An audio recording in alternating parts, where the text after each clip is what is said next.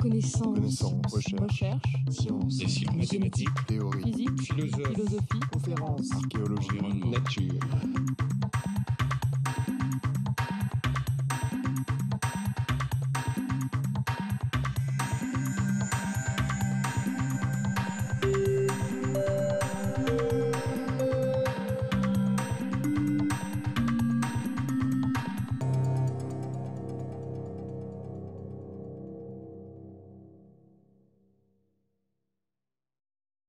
On arrive à la fin du parcours de construction de cette fameuse pile électrochimique, donc de production d'hydrogène. Vous avez vu un peu tous les problèmes. C'est la dernière fois parce que le cours suivant, c'est un peu particulier. On va parler du CO2, de l'exploitation du CO2. Il s'agit aussi de processus multiélectroniques complexes. On est probablement moins avancé dans la réduction du CO2 en hydrocarbures, puisque c'est ça un peu l'objectif, mais on discutera de tout ça la prochaine fois, et on entendra Juan Fontecilla, qui est un excellent conférencier, qui va nous parler des enzymes qui sont capables de manipuler le CO2 et qui, d'après ses hypothèses, auraient pu jouer un rôle très très important à l'origine de la vie. Donc ça sera la prochaine fois. Donc il y aura plus de production d'hydrogène la prochaine fois. Donc on reste sur le problème de la production et de l'utilisation de l'hydrogène aujourd'hui. Et vous avez déjà entendu beaucoup de choses.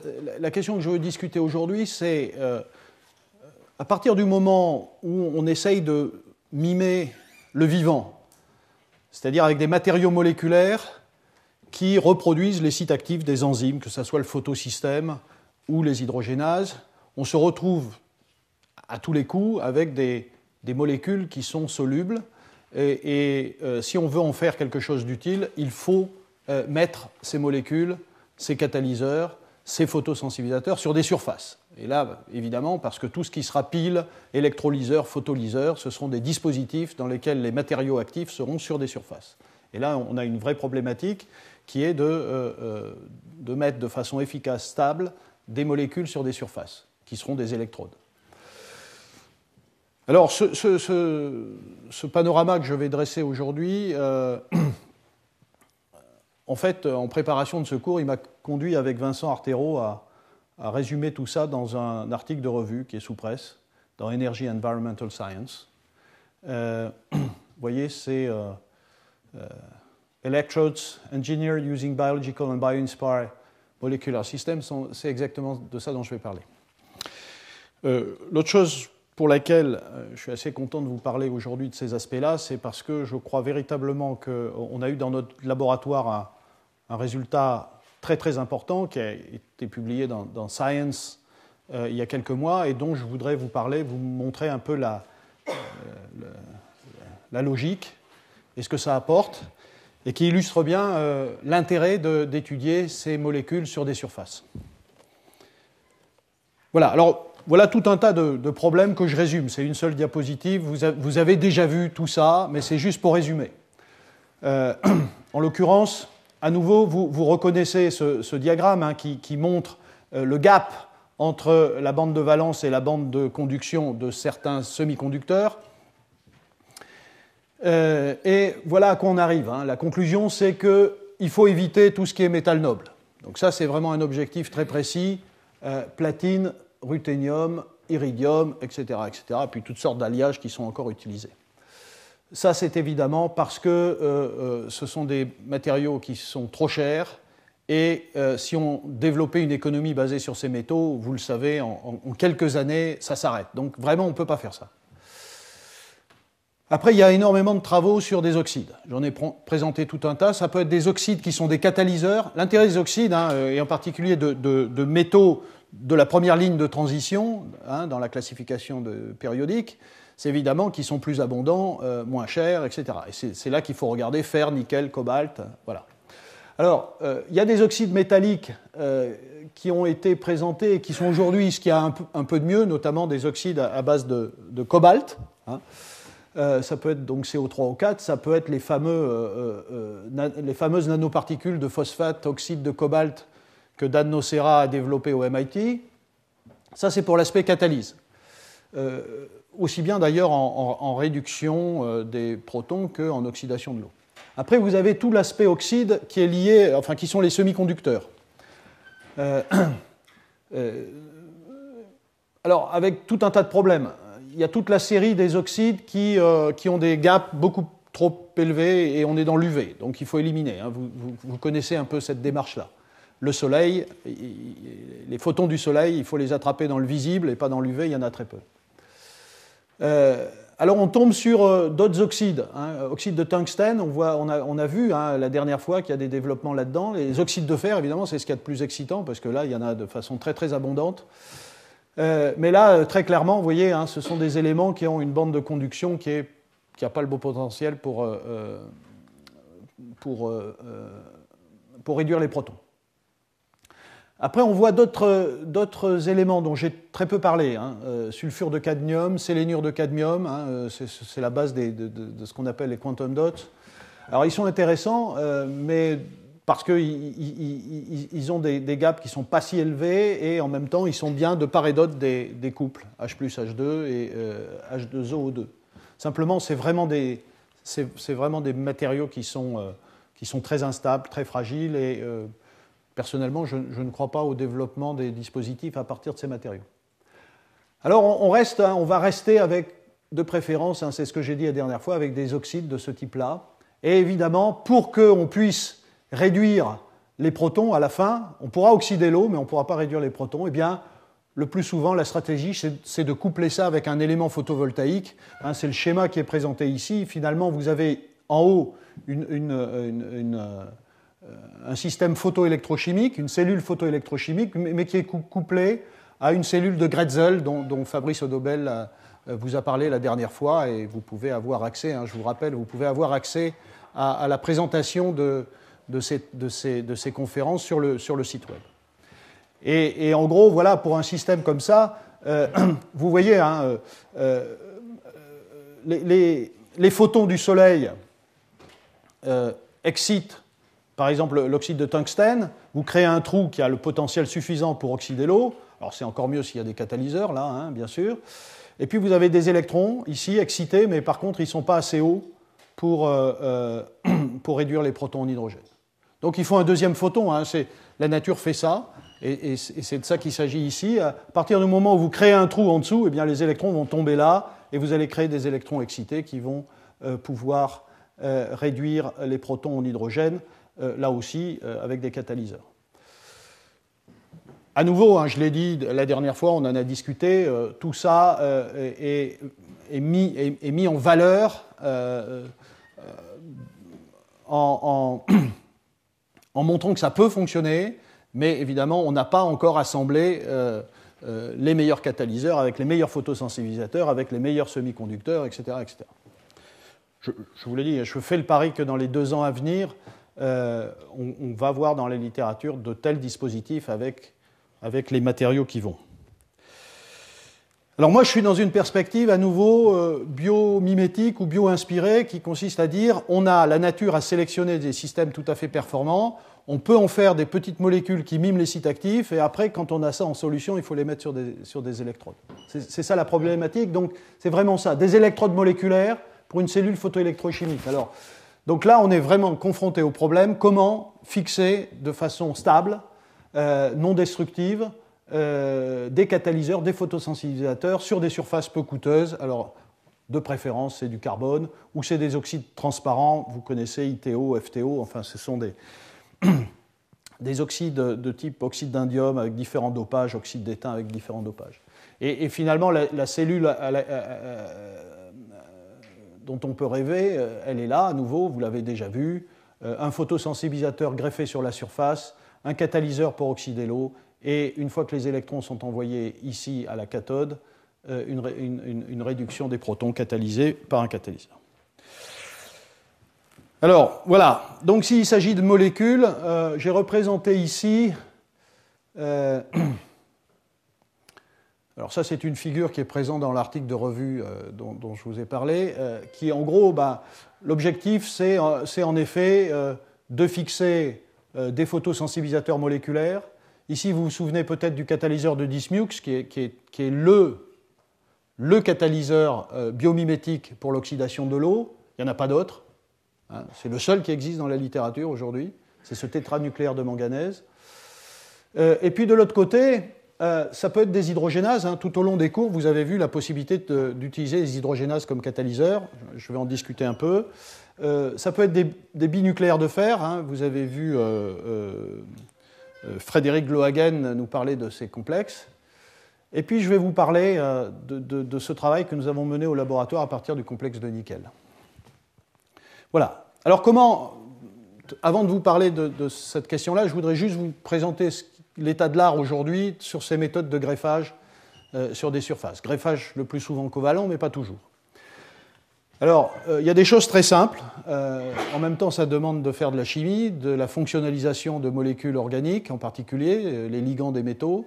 Eh bien, c'est l'introduction de groupements carboxylates, phosphonates, acétylacétonates, malonates, tous ces groupements-là qui permettent une interaction avec les surfaces d'oxyde.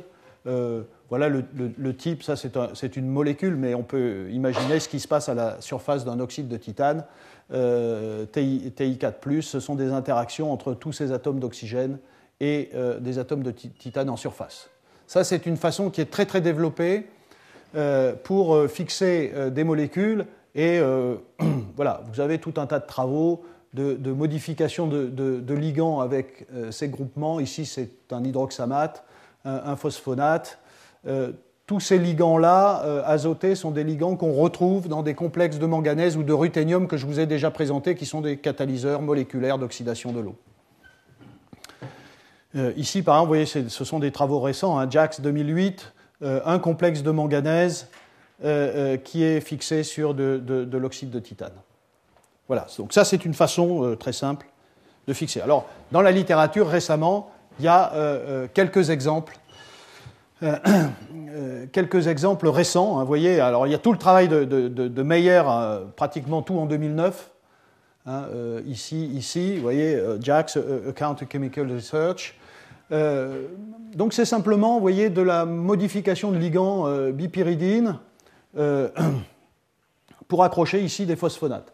Alors, dans ce cas-là, en appliquant sur cette électrode un potentiel d'un 85 volts, eh bien, vous avez de l'oxydation de l'eau en oxygène, et ce sont des systèmes relativement stables, pas très rapides, hein, un peu moins d'une unité par seconde, mais relativement stables. Vous pouvez faire plusieurs dizaines de milliers de cycles. C'est assez extraordinaire, hein. Vous savez, je l'ai dit, mais ces complexes-là, mononucléaires H2O, sont des complexes qui ont été découverts récemment, et le premier complexe de ruthénium, qui est le fameux Blue Dimer de Meyer, c'est un complexe qui, jusqu'à il y a 2-3 ans, faisait 2-3 turnovers maximum, et aujourd'hui on en est à plusieurs dizaines de milliers de cycles catalytiques. On a vraiment progressé. Malheureusement, c'est du ruthénium. Je vous ai beaucoup parlé de ruthénium, et encore une fois, ce n'est pas très, très intéressant. Il faut autre chose, et en particulier du manganèse, puisque c'est ça qu'on trouve dans le système photosynthétique. Mais encore une fois, il n'y a qu'un seul système manganèse qui fonctionne. Voilà, ici, ce qu'a fait Meyer, c'est simplement, et c'est assez efficace, hein, c'est de mettre entre l'électrode et le catalyseur un médiateur d'électrons. Alors ici, c'est à nouveau un ruthénium BP, mais le matériau est plus stable, ça va un peu plus vite, les rendements sont bons, et vous voyez, on arrive à, là aussi, 28-30 000 cycles pour faire de l'oxydation de l'eau, en appliquant ici des potentiels. Il n'y a pas de lumière, là. Voilà, des systèmes plus élaborés, j'ai ressorti, juste pour vous le montrer, un résultat que j'avais déjà montré précédemment. C'est un système plus complexe, mais c'était une des toutes premières photocathodes enzymatiques. Donc là, c'est le travail de Fraser Armstrong, vous voyez, c'est récent aussi, JAX 2009. Donc il a pris une hydrogénase un peu particulière, hein, c'est l'hydrogénase de désulfomicrobium baculatum, qui est une hydrogénase nickel-fer, qui a cette particularité d'avoir un ligand sélénocystéine. C'est un peu particulier, il y a une classe d'hydrogénase qui contient ce type d'acide aminé. Il a pris des particules de TiO2. À nouveau, hein, je l'avais dit la dernière fois, le TiO2 est utilisé ici pour faciliter la séparation de charges et pas pour prendre la lumière. On éclaire avec des lumières visibles, donc vous savez, le gap pour TiO2 est trop grand, ça ne prend pas les photons visibles, ça prend que les photons UV. Donc il faut un photosensibilisateur. À nouveau, vous reconnaissez le fameux ruthénium tris-BP. D'ailleurs, excusez-moi, j'aurais dû le dire, mais quand Meyer construit ces objets-là, pas de doute qu'il pense à l'éclairer un jour. Hein, parce qu'ici, vous avez aussi un photosensibilisateur. Il n'a pas montré de données dans ce sens-là, mais je crois qu'il a ça en tête. Et donc, ici, vous voyez, ce qu'a fait Fraser Armstrong, c'est de tester tout un tas de photosensibilisateurs moléculaires présentant des groupements divers pour l'accrochage, carboxylate, phosphonate ici. Ça peut être des photosensibilisateurs à base de ruthénium ou de platine. Et il peut y avoir de très très grosses différences d'activité. Vous voyez ici, c'est l'activité en production d'hydrogène avec différents photosensibilisateurs, hein, 1, 2, 3, 4, 5. Et vous voyez qu'il y en a un qui est particulièrement actif et beaucoup plus que les autres.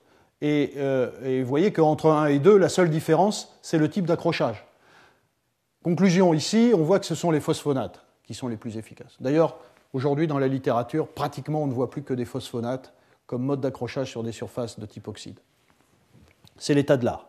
Alors, ces systèmes marchent bien, on produit de l'hydrogène, il y a une forte activité de production, c'est stable, voilà, et c'est assez facile à réaliser. Vous voyez, ici, on trouve des 50 par seconde. Tout à l'heure, on avait des systèmes qui étaient à 0, moins de 1 par seconde. Donc ça, c'est encore une fois parce que les hydrogénases sont vraiment, enfin, je veux dire, aujourd'hui, sur la Terre, aussi bien dans les labos de chimie que dans la nature, ce sont les hydrogénases qui sont les meilleurs catalyseurs de réduction des protons. Il n'y a pas photo. Ils peuvent tourner à des activités qui sont au-dessus de 1000 par seconde en termes d'activité catalytique. Donc il y a beaucoup de recherches hein, sur ce type d'approche. Simplement, peut-être je le dirai, mais je le dis déjà, c'est une enzyme fragile, c'est une enzyme qui coûte cher à la production. Donc il y a encore des travaux si on veut développer des dispositifs avec des enzymes. Voilà. Alors il y a une autre façon très développée, et c'est une méthode électrochimique, et Saveillant a été un des pionniers, Jean-Michel Saveillant, hein, qui est un de nos grands, pour ne pas dire plus grand, électrochimistes français, qui est prof à Paris 6, qui est membre de l'Académie des sciences, et qui a mis au point cette méthode qui est en gros de prendre des sels de diazonium et de faire des réductions monoélectroniques, électrochimiques. Et ça, c'est très très intéressant parce que à cause du groupement diazonium, ces composés sont assez faciles à réduire, il n'y a pas besoin de potentiel très très bas. Vous voyez, c'est de l'ordre de 0 volts. Et une fois que vous avez fait cette réduction monoélectronique, il y a un départ d'azote et vous créez une entité extrêmement réactive, un radical, hein, aryl, qui tout de suite réagit avec la surface du semi-conducteur SC de carbone ou bien d'un métal, selon l'électrode que vous avez. Et vous avez un lien parfaitement stable. Ce qui est intéressant, c'est que c'est particulièrement efficace quand vous prenez des nitros aryles, et évidemment parce que là aussi vous avez des potentiels très facilement accessibles. Et une fois que vous avez accroché ça sur l'électrode, vous continuez à réduire et vous arrivez à la fonction amine qui va vous permettre de fonctionnaliser des tas de choses.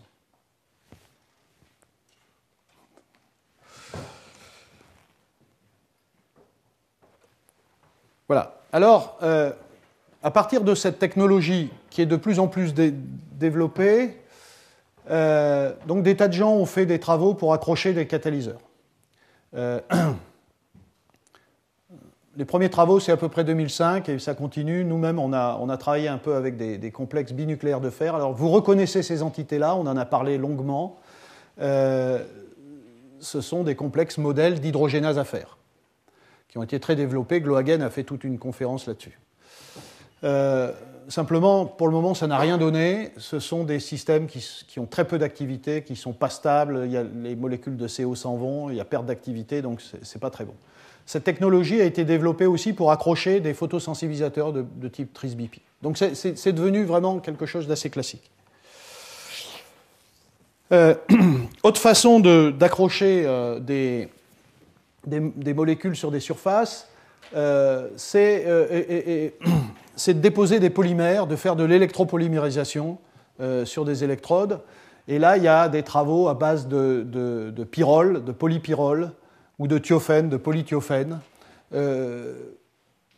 qui permettent d'accrocher de façon covalente, vous voyez ici par une estérification, soit des complexes binucléaires de fer, soit des complexes de nickel. Je reparlerai de ces complexes. Les résultats, vous voyez, là aussi, des travaux récents, tous ces résultats conduisent à presque rien, c'est-à-dire des systèmes qui ne sont pas très actifs, et parfois même totalement inactifs. C'est des choses qu'on ne comprend pas très bien. Nous-mêmes, nous avons essayé de mettre un certain nombre de composés dans des polymères sur des électrodes et on perdait énormément d'activité. Je ne sais pas encore très bien pourquoi. Liobet a lui pu mettre, en utilisant une électropolymérisation à base de pyrrole, a pu accrocher des complexes binucléaires de ruthénium qui sont des très très bons catalyseurs d'oxydation de l'eau. J'en ai déjà parlé. Et une fois qu'il a ça sur l'électrode, alors, il a testé que les matériaux fixés sur l'électrode sont actifs en utilisant un oxydant chimique, du cérium 4. Et à ce moment-là, il a vu que ça marchait. Donc le complexe était effectivement dans la forme attendue, pas dégradé et actif. Et puis, quand vous appliquez un potentiel, vous avez de l'oxydation de l'eau. Ici, les cycles, c'est peut-être pas très clair dans ma présentation, mais c'est des activités d'oxydation de l'eau et de production d'oxygène. Voilà. Alors, enfin, une façon de fixer des petites molécules sur des surfaces, c'est d'utiliser de déposer des nanotubes de carbone et de fonctionnaliser ces fameux nanotubes de carbone. Alors, vous savez que lorsqu'on parle de nanotechnologie, ces structures-là jouent un rôle très très important dans tout un tas d'applications aujourd'hui. Vous savez aussi que on a mis ces nanotubes de carbone dans des tas d'applications un peu avant même de s'être posé la question de l'impact sur l'environnement, et c'est un vrai sujet qui est en permanence ouvert. Bon, il y a des recherches à faire en nanotoxicologie. Néanmoins, ces nanotubes de carbone sont déjà présents dans notre environnement de façon extrêmement abondante. Alors, pourquoi ils sont intéressants ? C'est pour plusieurs raisons. D'abord, ce sont des structures qui présentent une grande conductivité électrique.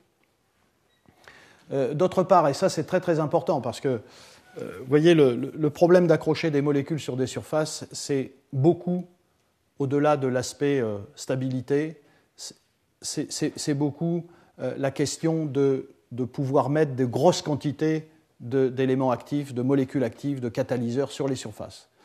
Quand vous prenez un oxyde métallique, un solide, vous avez une quantité tout à fait importante d'ions métalliques actifs en surface. Dans le cas des complexes moléculaires qui occupent plus d'espace, se pose la question vraiment d'en greffer une grosse quantité. Donc là, les nanotubes de carbone apportent quelque chose qui est vraiment tout à fait important. C'est une grande surface spécifique qui fait qu'on va pouvoir accrocher énormément de molécules. Et puis des bonnes propriétés mécaniques. Alors voilà ce que sont ces nanotubes de carbone. Vous avez différentes formes de nanotubes de carbone. Très rapidement, je pense que vous savez déjà ça, on en parle beaucoup depuis très longtemps. Vous avez ce qu'on appelle les single wall, c'est-à-dire qu'il y a une seule couche cylindrique de carbone. Alors vous avez différentes formes, je ne rentre pas dans le détail, selon que l'axe passe par des nœuds du cycle carboné à 6, comme ici, ou bien passe entre deux carbones. Donc ce sont des cylindres, et puis vous avez les multi-wall, et là vous voyez ce sont des cylindres, donc il y a plusieurs cylindres qui rentrent les uns dans les autres, et ça fait ces multi-wall. Voilà. Alors, ce qui est intéressant surtout pour ce dont je veux discuter, pour l'aspect greffage, accrochage, c'est le fait que ces nanotubes de carbone ne sont pas aussi parfaits que ce qui sont présentés ici, et en fait, ils sont remplis de défauts. Au-delà du fait qu'ils ont tendance à s'agréger, à faire des fagots, il y a surtout le fait qu'ils sont donc bourrés de défauts qui sont en particulier liés au mode de préparation. En particulier, vous avez quels sont les types de défauts principaux qui vont être exploités ensuite pour faire de la chimie et greffer des molécules de façon covalente. Vous avez aussi bien en bout des nanotubes que, y compris au milieu des nanotubes, vous avez la présence de groupes carboxylates, d'acide carboxylique, et ça c'est très intéressant parce qu'on peut faire de la chimie derrière, et c'est en particulier lié au fait que dans leur préparation et leur purification, on les traite par de l'acide nitrique et ça conduit à de l'oxydation du carbone. L'autre défaut, c'est le fait que tous les carbones ne sont pas sp2 et vous avez un certain nombre de sites où le carbone est sp3, avec des liaisons carbone-hydrogène ou carbone-air. Enfin, vous avez, et c'est ce qui explique l'angle qui apparaît, vous avez parfois des cycles à 5 ou des cycles à 7 à la place des cycles à 6 qui donnent une certaine réactivité. Voilà. Alors à partir de là, les gens ont développé tout un tas de chimies diverses, de réactions chimiques pour accrocher des molécules sur ces nanotubes de carbone. Alors, le plus souvent, ce sont des liens covalents, mais pas uniquement covalents, et vous allez voir un exemple qu'on développe au laboratoire.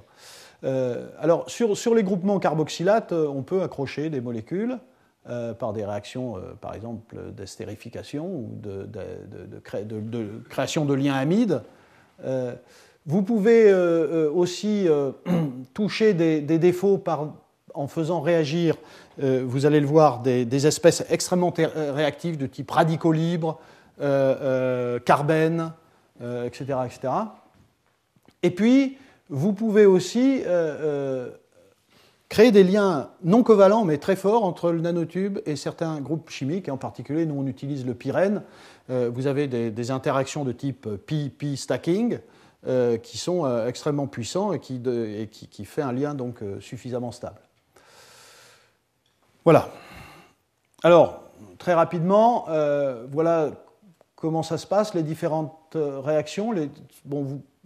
Là, je résume un peu tout ce que vous pouvez trouver comme grandes réactions chimiques dans la littérature pour faire ces accrochages sur nanotubes de carbone. Évidemment, après, le nanotube de carbone est déposé sur des électrodes et c'est ainsi que vous avez vos molécules fixées sur l'électrode. Alors donc, exploitation des carboxylates. Évidemment, c'est de la chimie très simple, un lien amide ici pour accrocher à peu près ce que vous voulez. Vous pouvez aussi faire réagir votre nanotube avec des entités, des précurseurs d'espèces très réactives de type nitrène, comme c'est le cas ici, radicaux, carbène, etc. Je ne rentre pas dans le détail. Vous pouvez ici aussi créer ces radicaux par la méthode électrochimique que j'évoquais tout à l'heure, à savoir la réduction des sels de diazonium, aryldiazonium, création d'un radical, et vous avez la réaction sur le nanotube de carbone. Voilà, vous avez de plus en plus de la chimie clique, on en voit partout. Donc, vous voyez, hein, vous connaissez cette chimie clique entre un azoture et un alcine, en général catalysé par du cuivre. Alors actuellement, on essaye de développer, on est en train de prendre des brevets là-dessus, de la chimie clique sans métaux, parce que le métal pose un problème aussi, parfois comme contaminant. Non seulement comme contaminant, mais comme on veut quand même mettre des métaux sur des complexes métalliques sur ces surfaces, hein, puisque c'est de ça qu'il s'agit pour nous, eh bien c'est un peu embêtant de rajouter des ions métalliques. Et donc vous créez ce triazole, donc vous voyez, tout d'un coup, vous avez accroché R2 à R1 de façon extrêmement forte, de façon très covalente. Et vous avez des tas d'exemples dans la littérature, y compris des choses récentes, vous voyez, 2008. Ici, c'est une phtalocyanine de zinc qui a été accrochée, donc il suffit de, vous voyez ici, de fixer de façon covalente un alcine, ensuite de faire réagir avec, où est-il, voilà, avec cette azoture, hein, vous voyez, chimie clique ici, et vous pouvez accrocher n'importe quelle molécule de cette façon-là. Ça marche assez bien, et c'est pas mal développé. Voilà. Quelques autres réactions, très rapidement.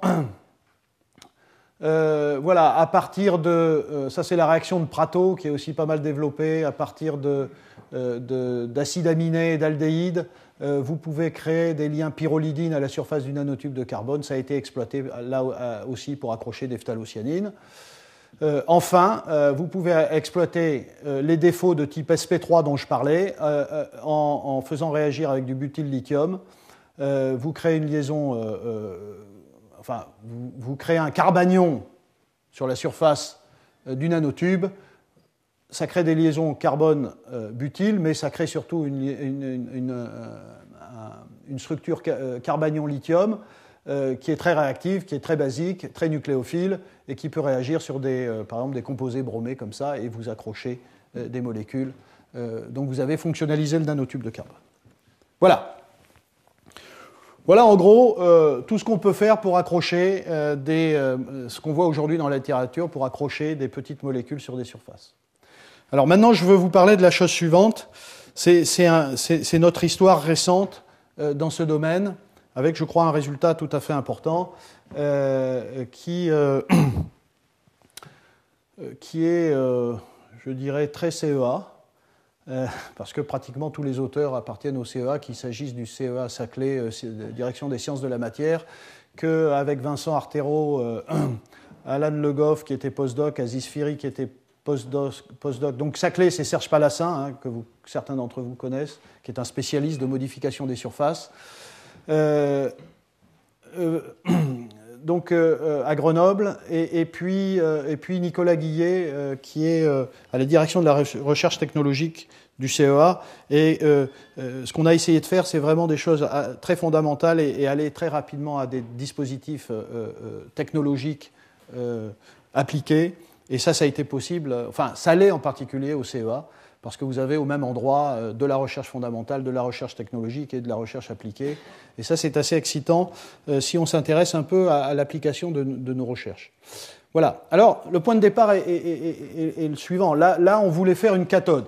On voulait faire une cathode moléculaire, stable, efficace. Et donc, on a regardé la littérature et c'est très clair aujourd'hui, les deux meilleurs catalyseurs moléculaires pour la réduction des protons en hydrogène, ce sont les cobaloximes, j'en ai parlé à plusieurs reprises, à base de cobalt. Là encore, hein, je ne parle pas de platine, ruthénium, rhodium, etc. Hein, j'exclus. Donc, ces complexes à base de cobalt, je vous rappelle que l'histoire de ces cobaloximes a démarré avec Jean-Marie Lehn dans les années 80. C'est lui qui a découvert l'activité de ces cobaloximes. C'est tombé dans l'oubli presque instantanément. À l'époque, on ne se préoccupait pas trop de l'hydrogène, des problèmes d'énergie, enfin, etc., etc. Et on a repris ça, et on a bien fait. D'autres l'ont fait un peu plus tard. Et ce sont vraiment des très bons catalyseurs. Quand je dis très bons, c'est-à-dire qu'ils sont stables, ils sont efficaces, et surtout, c'est un point très important, et ils développent la chimie H plus H2 avec une très faible surtension. Sur des électrodes, donc 200-300 millivolts. C'est ce qu'on fait de mieux à l'heure actuelle. Par exemple, les binucléaires de fer sont à plutôt 500-700 millivolts de surtension, c'est trop, et les hydrogénases sont à 0, comme le platine, enfin à peu près. Et puis l'autre classe de catalyseurs, c'est ces complexes de nickel diphosphine, vous voyez, et cela avait été développé par Du Bois aux États-Unis. Et ils ont cette particularité, je crois que c'est important de le mentionner, que dans ce ligand, Du Bois a introduit un atome d'azote qui reproduit exactement l'atome d'azote qui est présent dans le site actif des complexes binucléaires, enfin dans le site actif des hydrogénases à fer. Et on a bien compris pourquoi cet azote est important dans le cas des hydrogénases, et Du Bois a bien montré qu'en absence de cet atome d'azote, il n'y avait pratiquement pas d'activité. L'atome d'azote apporte vraiment quelque chose de plus, et c'est essentiellement parce que c'est un site d'échange de protons. Aussi bien dans la réduction des protons, c'est important de les fixer quelque part, à proximité du site riche en électrons, et à l'inverse, quand on fixe de l'hydrogène sur le nickel, ou sur ce binucléaire de fer, il faut à un moment donné une base pour retirer le proton si on veut faire quelque chose qui ressemble à un hydrure qui va ensuite donner ces 2 électrons. Donc ça, c'est extrêmement important. Et alors, on a un peu abandonné ça pour la chimie dont je vais vous parler parce que voilà, parce que ce ligand-là, glyoxime, il est un peu pénible à modifier, alors que là, on voyait qu'on avait vraiment des tas de possibilités. Et puis par ailleurs, ce complexe, enfin certains de ces complexes de cette famille-là étaient les seuls à faire aussi bien de l'oxydation de l'hydrogène que de la réduction de protons en hydrogène. Voilà. Et alors on s'est posé la question, est-ce qu'on peut exploiter ces catalyseurs ? Alors, excusez-moi, est-ce que j'ai des surtensions là-dessus ? Non. Bon, ces catalyseurs, ils fonctionnent en solution avec des surtensions de l'ordre de 200-300 millivolts. Alors, donc là, la démarche est la suivante. Il y a une première étape où on peut faire ce type de complexe. C'est même si c'est assez éloigné, ce qu'on appelle un complexe bio-inspiré. Pourquoi bio-inspiré ? Parce qu'il y a du nickel. Dans les hydrogénases, il y a du nickel.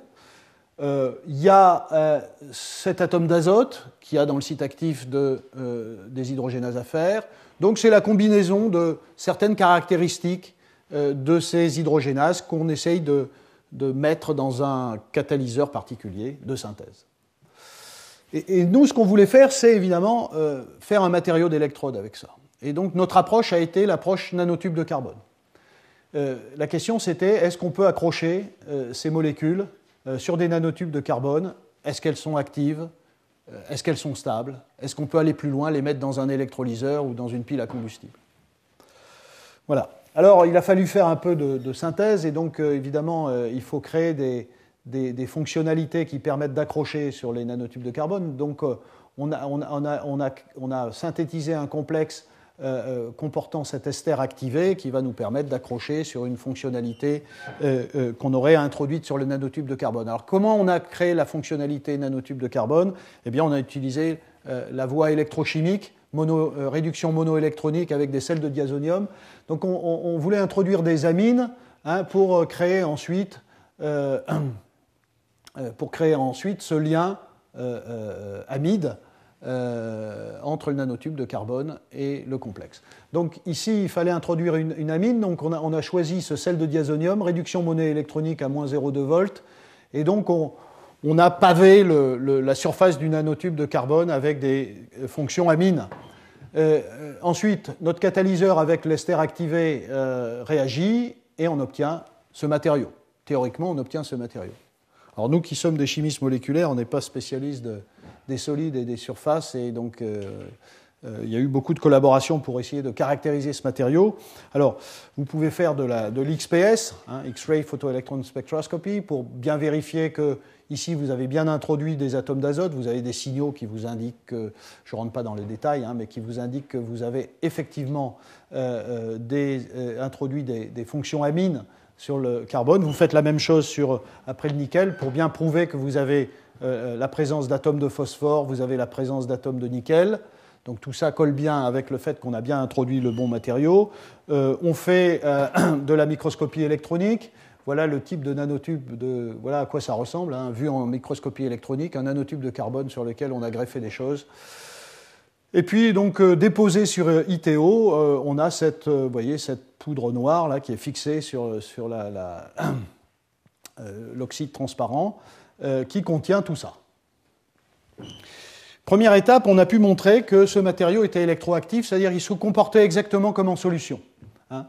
Si on fait de la voltammétrie cyclique, on a, vous voyez ici, cette vague autour de, alors c'est par rapport à l'électrode AgAgCl, mais voilà, on a une vague autour de moins 0,5, moins 0,6 volts, et c'est à peu près ce qu'on a lorsque le complexe ici est seul en solution. Donc ce qui nous confirme qu'on a bien accroché le bon truc à la surface. Ensuite, lorsque, dans un premier temps, en milieu organique, on commence souvent comme ça, en milieu organique, acétonitrile, on rajoute des protons. C'est une façon, hein, pour ceux qui connaissent un peu l'électrochimie, c'est une façon assez simple de montrer qu'il y a un processus électrocatalytique qui se produit à l'électrode. Et c'est effectivement ce qu'on voit, puisqu'on voit se développer cette vague électrochimique qui augmente. Hein, ici, l'intensité augmente à mesure qu'on rajoute des quantités croissantes de protons, d'acide. Et ça montre qu'effectivement, on est en train de faire de la catalyse de réduction des protons. Donc, sur l'aspect activité, ce matériau se comporte exactement comme en solution. Avec une vague qui se développe autour de moins 0,3 volts, on calcule une surtension de l'ordre de 200 millivolts. C'était aussi à peu près ce qui se passait pour le matériau, pour le complexe en solution. Et puis ensuite, dernière étape, c'est tout le temps comme ça qu'on fonctionne, hein, en tout cas les premiers tests dans le laboratoire, c'est ça, c'est voltammétrie cyclique et électrolyse. Et là, électrolyse à un potentiel contrôlé, ça doit être quelque chose comme moins 0,3, moins 0,4 volts, hein, c'est-à-dire on se met à un potentiel ici et on mesure à ce moment-là de l'hydrogène et on voit qu'en appliquant ce potentiel, on mesure de l'hydrogène. Et là, c'est tout à fait impressionnant parce que on n'est pas aux 50 par seconde de l'hydrogénase, hein, mais on n'est pas non plus, pour tout ce qu'on a vu auparavant, y compris en solution, avec des activités qui sont en dessous de 1 par seconde. Là, on peut arriver jusqu'à une dizaine par seconde. Et ce qui est extraordinaire, c'est qu'on est à plusieurs dizaines de milliers de turnover par heure. Il n'y a pas de perte d'activité et on a des très bons rendements faradiques. Alors là, on est allé plus loin et à ce moment-là, on s'est dit, on a pris les gens du CEA, de la direction de la recherche technologique, et on leur a dit, nous on ne sait pas faire, mais est-ce qu'on ne peut pas mettre ce matériau à la place du platine dans des vrais dispositifs et c'est ce qu'ils ont fait, enfin des dispositifs de piles ou d'électrolyseurs. Et donc, on a étudié ce matériau dans un système de type PEMFC, hein, c'est Proton Exchange Membrane Fuel Cell. Donc, c'est une classe de piles à combustible, de cellules, alors, qui fonctionne de la façon suivante. Enfin, en gros, Proton Exchange Membrane, parce que vous avez une membrane de type Nafion. Hein, j'ai déjà présenté ça. Une membrane de type Nafion, ce sont des polymères qui contiennent des groupements sulfonates qui permettent d'échanger des protons. Donc, on a une membrane de type Nafion, et puis on installe les catalyseurs à la surface de ce qu'on appelle gas diffusion layer. C'est un matériau qui permet au gaz d'interagir avec le catalyseur. Vous voyez, c'est des systèmes qui sont assez complexes, hein, parce qu'il faut qu'on gère du transfert de protons, de la catalyse de transfert d'électrons et du transfert de gaz, hein, parce que là on a des gaz. Donc c'est toute la difficulté de ces choses-là. Je ne rentre pas dans le détail, mais en gros ce qu'on a fait, et donc ici c'est une pile classique dans laquelle vous avez du platine, hein, sur du carbone. Voilà. Alors, ce qu'on a fait, c'est ça. C'est qu'on a on a monté une demi-pile en déposant des nanotubes de carbone fonctionnaliser avec notre complexe de nickel sur ces fameuses couches de diffusion de gaz. Et on a rajouté une membrane de Nafion. On a fait cette demi-pile qui est ici, une électrode de référence et une contre-électrode qui est du platine. Voilà. Alors, ce qui est très très intéressant, c'est qu'on est dans des conditions donc, de type PEMFC, c'est-à-dire membrane Nafion et des conditions très acides. Alors, à ce moment, vous voyez que là, on est passé dans des conditions où il n'y a plus de solvant organique, on est en conditions de acide sulfurique, donc aqueux, très acide. Et ce qu'on va observer, c'est que ce matériau supporte ces conditions-là.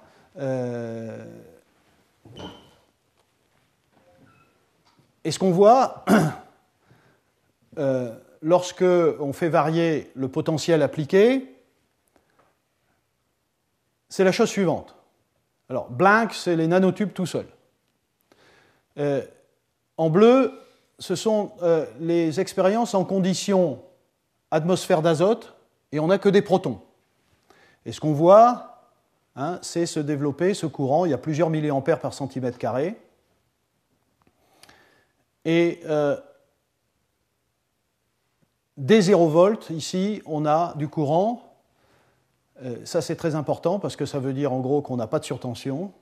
Mais alors, la chose totalement inattendue, c'est la suivante. C'est qu'alors que ce complexe est totalement, celui-là très précisément, est totalement incapable de faire de l'oxydation de l'hydrogène, c'est-à-dire d'oxyder l'hydrogène, quand on a mis de l'hydrogène dans l'atmosphère, c'est-à-dire il n'y a pas que de l'azote, il y a de l'hydrogène, à ce moment-là, on a vu la vague d'oxydation de l'hydrogène. Ce qui veut dire que ce matériau est capable à la fois de réduire les protons en hydrogène, mais aussi d'oxyder l'hydrogène en protons. Oui, c'est pareil. Et que donc le fait d'avoir installé cette molécule sur une surface, sur un nanotube, a d'une certaine façon changé ses propriétés chimiques. Ou en tout cas son comportement électrochimique.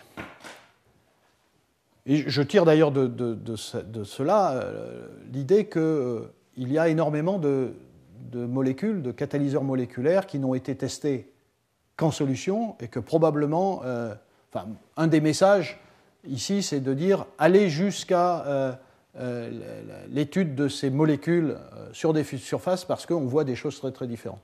Là, véritablement, ce matériau-là a des propriétés de stabilité et des propriétés électrochimiques qui sont sans comparaison avec le complexe seul en solution, en interaction avec une électrode.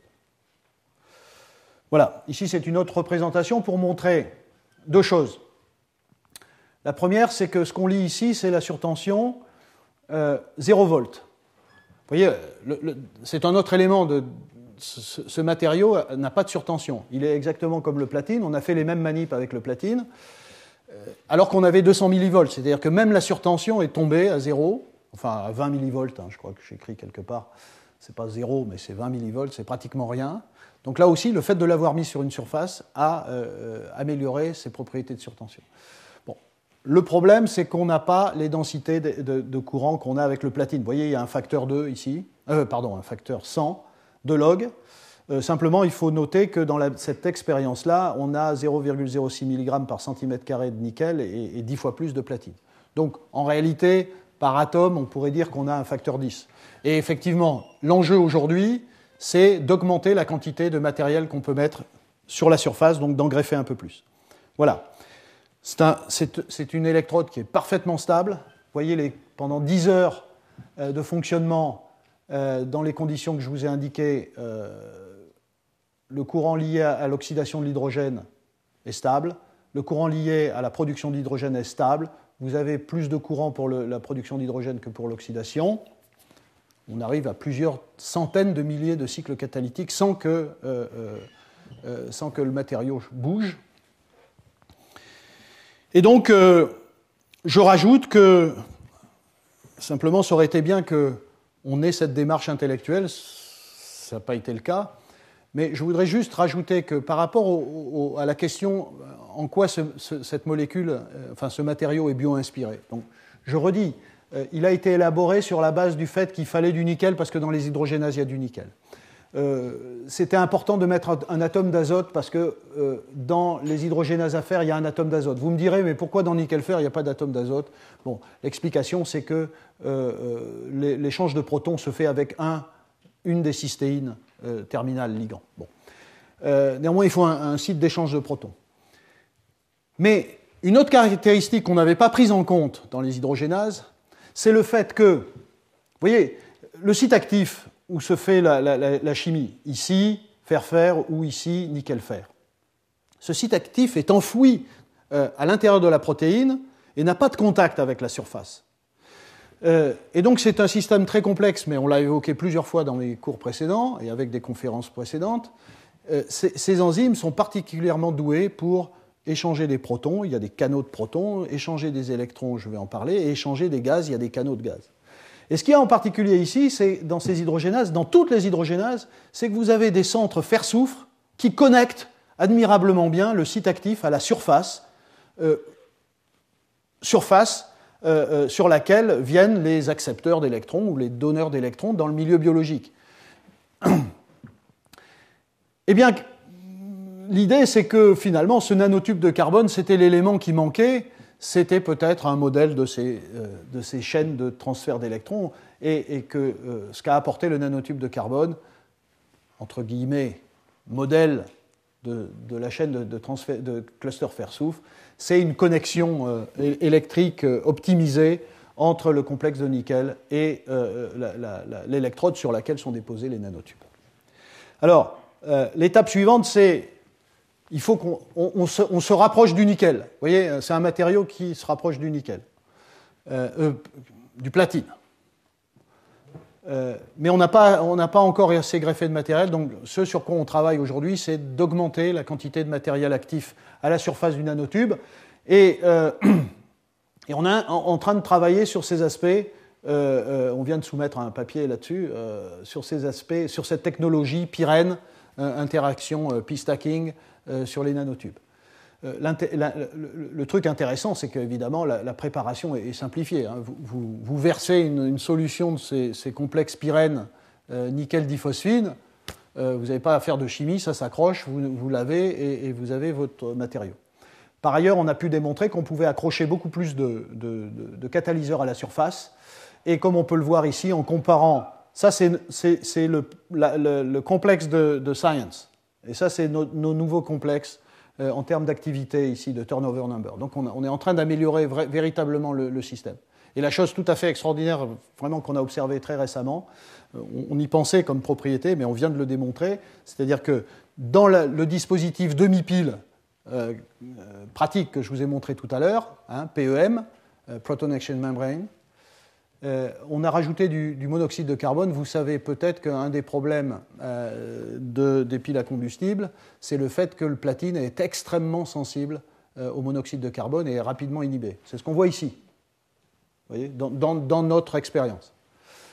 Voilà ce qui se passe avec le complexe de nickel. Il n'y a pas d'inhibition par CO, donc ça c'est vraiment un résultat très important. Voilà. Donc,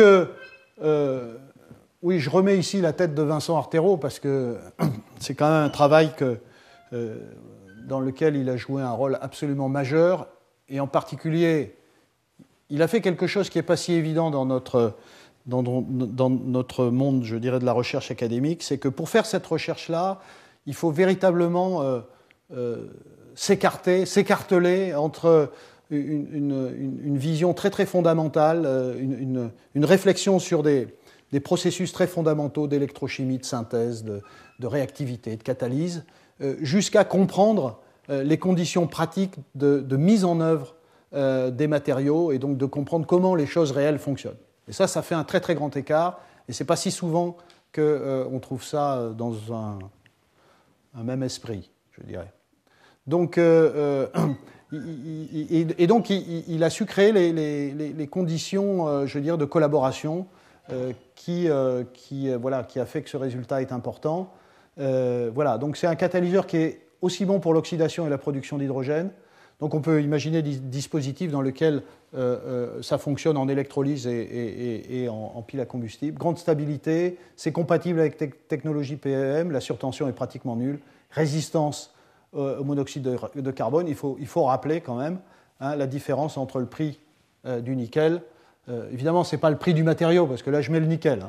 Mais dedans, il y a quand même un peu d'orga, il y a un peu de nanotubes, enfin, il y a un certain nombre de choses. Donc, vous voyez la différence, c'est un facteur 1000. Donc, il faut aussi le prendre en compte. Voilà. Ce qu'il y a, c'est qu'il faut améliorer les densités de courant, c'est ce qu'on est en train de faire. Voilà, je vais terminer peut-être sur juste 2-3 résultats récents. Ici, j'ai parlé de catalyseurs bio-inspirés, c'est ce qu'on essaye de faire. Il y a tout un tas de gens qui continuent à explorer la possibilité d'utiliser des hydrogénases elles-mêmes. Bon, j'ai évoqué les difficultés. Nous, on ne travaille pas là-dessus. Enfin, on travaille sur des hydrogénases sur d'autres aspects, mais pour le moment pas sur l'utilisation en catalyse dans des dispositifs. Mais quand même, les gens travaillent et vous voyez qu'il y a eu des choses très, très intéressantes qui ont commencé il y a à peu près 5 ans, qui se développent. Il y a eu des choses plus récentes. Et donc, après le travail d'Armstrong qui ne faisait qu'adsorber des hydrogénases sur des surfaces, on est aujourd'hui avec des recherches pour fixer de façon covalente les hydrogénases. Et une façon de faire, c'est à nouveau... vous voyez, utiliser la fameuse fonctionnalisation soit de carbone, soit de nanotubes de carbone, dont j'ai abondamment parlé, créer ces fonctionnalités amines pour faire du lien covalent avec les hydrogénases. Mais alors, comment ça se passe dans les hydrogénases? Alors, ce qui est extraordinaire, et ce qui est exploité ici, c'est qu'une fois qu'on avait mis les groupements amines sur la surface, amines ayant des pKa de l'ordre de 7, dans des conditions où on crée des ammoniums, l'hydrogénase se fixe de façon absolument optimisée pour le transfert d'électrons. Pourquoi ?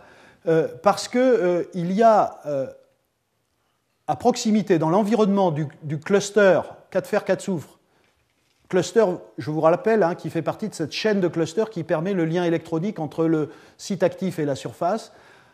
Autour de ce cluster, ce dernier cluster qui est proche de la surface, vous avez un dipôle qui est lié au fait que vous avez plein de carboxylates qui sont en surface ici, des glutamates, des aspartates. Et ça, c'est parfait parce que, en se mettant au bon pH, l'hydrogénase vient vraiment positionner son 4 fer 4 soufre à la surface à cause des interactions électrostatiques entre l'ammonium et le carboxylate. Et ensuite, en changeant légèrement les conditions, vous faites la réaction de couplage qui vous permet le lien covalent. Donc, ils ont pu créer un lien covalent avec l'hydrogénase. Et donc, par rapport à toutes les manips anciennes de Armstrong qui avaient montré la potentialité des hydrogénases, ces matériaux-là sont assez extraordinaires parce que d'abord, ils donnent des densités de courant beaucoup plus élevées. Et regardez comme c'est très stable par rapport aux premières hydrogénases d'Armstrong dont Christophe Léger vous a parlé lors d'une des conférences que j'avais invitées. Donc c'est un vrai progrès. Donc c'est intéressant. Voilà. Bon,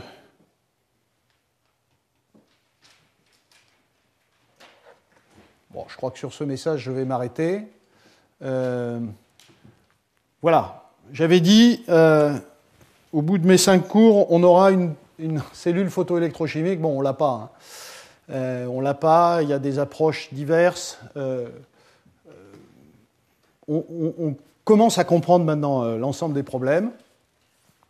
Je dirais qu'avec les approches que je viens de montrer, là, le nickel diphosphine, on voit bien qu'on peut assez rapidement avoir pour la cathode des matériaux intéressants.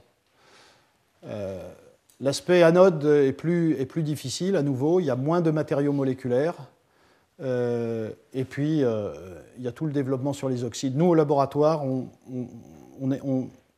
élargit un peu le champ. On ne reste pas uniquement sur les matériaux moléculaires. On est en train en collaboration, parce qu'on n'est pas des spécialistes du solide, à introduire aussi des oxydes. L'objectif, et je vous dis, je crois vraiment à ça, je vois un peu ce qui se passe un peu partout dans le monde sur l'aspect photosynthèse artificielle, cellules photoélectrochimiques, ce rêve de prendre du soleil, de l'eau et faire de l'hydrogène. Je pense qu'il y aura les premiers systèmes qui feront ça, sans le moindre ruthénium, sans le moindre platine, avec du nickel, du manganèse ou des oxydes de fer dans les quelques années à venir. Ça ne sera pas des très très bons rendements, mais ça sera le début. Bon, on a encore quelques centaines d'années avant qu'il n'y ait plus de charbon, de pétrole et de gaz. Voilà, je vous remercie.